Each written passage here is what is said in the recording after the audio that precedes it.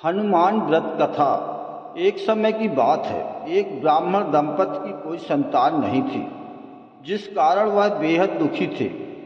एक समय ब्राह्मण वन में हनुमान जी की पूजा के लिए गया। वहां उसने पूजा के साथ महावीर जी से एक पुत्र की कामना भी की।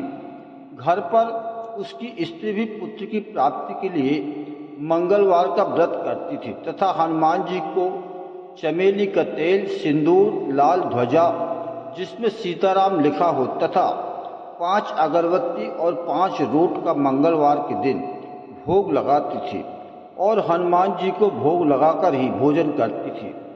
एक बार व्रत के दिन ब्राह्मणी न भोजन बना पाई और न ही हनुमान जी को भोग लगा सकी। उसने प्रण किया कि वह अगले मंगलवार को हनुमान जी को भोग लगाकर ही भोजन करेगी। वह भूखी प्यासी 6 दिन तक पड़ी रही। मंगलवार के दिन वह बेहोश हो गई। हनुमान जी उसकी निष्ठा और लगन को देखकर प्रसन्न हुए।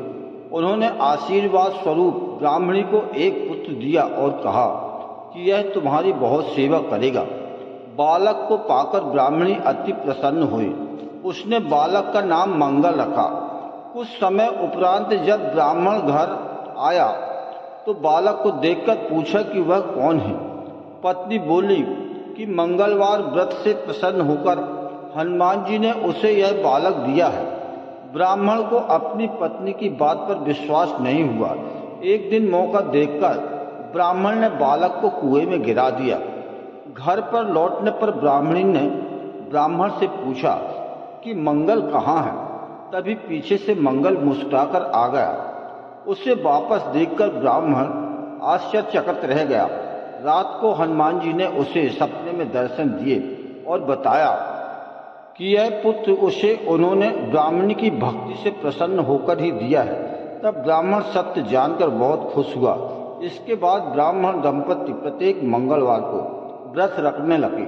जो मनुष्य मंगलवार व्रत कथा को पढ़ता या सुनता है और नियम से व्रत रखता है, उसके हनुमान जी की कृपा से सब कष्ट दूर होकर सर्व सुख प्राप्त होता है और हनुमान जी की दया के पात्र बनते हैं। जय श्री राम।